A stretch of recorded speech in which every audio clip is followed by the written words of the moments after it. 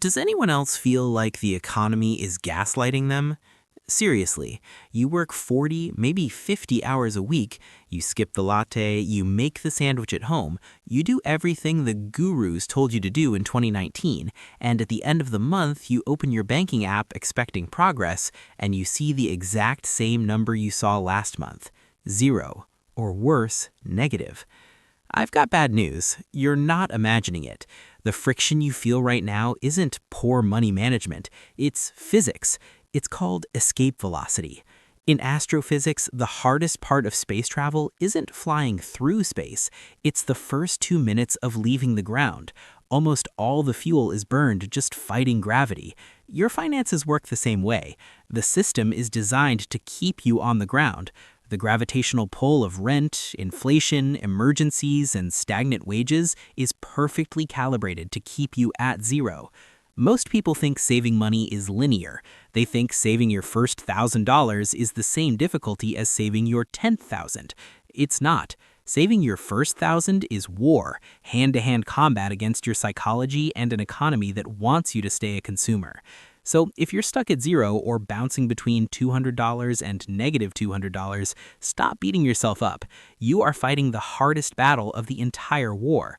Today, we're going to look at the numbers. I crunched the data. I'll show you why the first $1,000 feels impossible, why the next 10,000 is easier, and how people actually break the gravitational pull of being broke.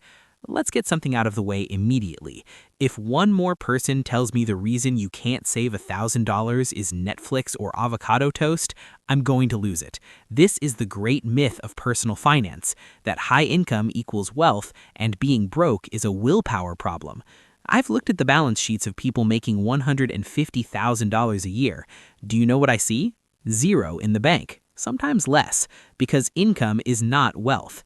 The myth says if you just made more money, the first 1,000 would magically appear, but in reality, expenses rise to meet income. You get a raise, you get a better apartment. You get a bonus, you upgrade the car. The first $1,000 isn't hard because you don't make enough. It's hard because of what I call the zero-sum game. When you have less than $1,000, you have no margin for error. If you have $20,000 saved and your tire blows out, it's annoying. You swipe a card, you leave. If you have $0 saved and your tire blows out, it's a catastrophe. You miss work, you lose wages, you put the tire on a credit card at 24% interest. That $200 tire quietly becomes $600. This is the part nobody talks about. It is expensive to be poor. The system charges you fees for having no money. Overdrafts, late fees, higher insurance, higher interest rates. Wealthy people never pay these. You are one layoff, one medical bill, one check engine light away from disaster, and that anxiety doesn't motivate you, it paralyzes you. Now let's look at the math, because this is where things get uncomfortable.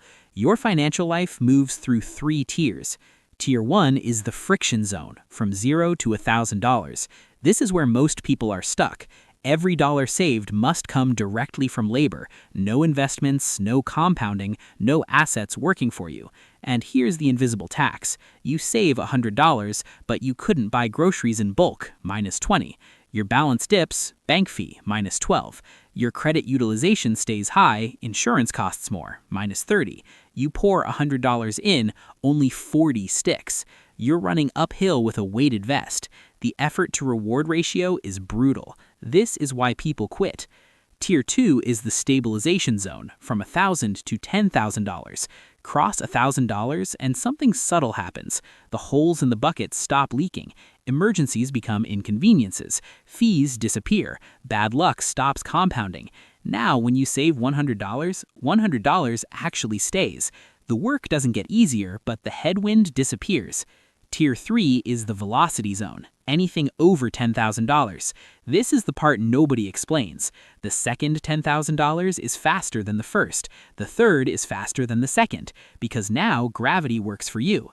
At $10,000 invested, historical market returns generate around $800 to $1,000 a year. That's money you didn't work for.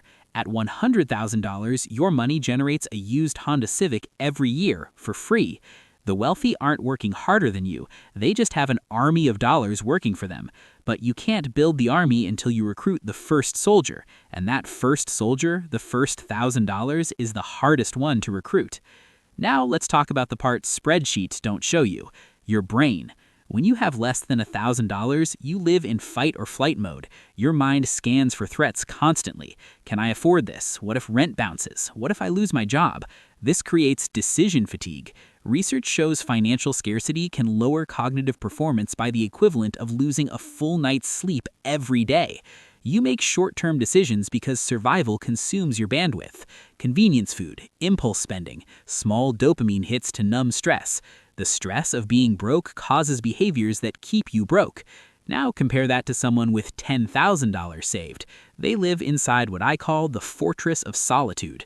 Their boss yells, they don't panic. Their rent goes up, they negotiate or move. They sleep better, not because of luxury, but because survival anxiety is gone.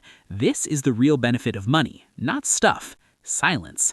Here's the twist. The goal isn't $1,000. The money is just paper. Saving your first $1,000 is hard because you're not just saving money, you're killing your old identity. You're saying no to the consumer version of yourself. No to upgrades. No to impulse validation. No to spending as identity. And society hates this. Your friends might hate this. The algorithms definitely hate this. They want you spending. Saving your first $1,000 is an act of rebellion, and once you cross that line, the next $10,000 is easier because you are a different person. You value autonomy over aesthetics. A Ferrari looks rich. A $10,000 emergency fund feels rich. One impresses strangers. The other lets you walk away. That's the real flex. All right, enough philosophy. Here's how you break gravity. Step 1, scorched earth. If you're at zero, you cannot budget your way out. You need a cash injection. Sell everything you haven't used in 6 months. Electronics, clothes, furniture. Most people are sitting on $300 to $500 of unused stuff. Then cancel subscriptions. All of them. Entertainment is a reward, not a right, until you have $1,000. Step 2, widen the gap. Once you hit $500, shift strategy. Stop tracking last month, that's an autopsy. Allocate every dollar before the month starts, and enforce a 72-hour rule on any purchase over $50. Most impulses die in 48 hours. Step 3, automate the escape. Once stable, automate 10% of every paycheck into a separate bank. Different bank, no debit card. Make it annoying. You'll learn to live on 90%. Listen to me, the first $1,000 is the hardest financial step you will ever take. It will feel slow. It will feel unfair. It will feel like nothing is changing. But once you break that barrier, the gravity weakens, the noise quiets, the math flips. Don't focus on the mountain, just get to the first base camp. So I want to know, what was the hardest milestone for you? The first $1,000? The first $10,000? Or are you still fighting gravity? Tell me in the comments. I read them all.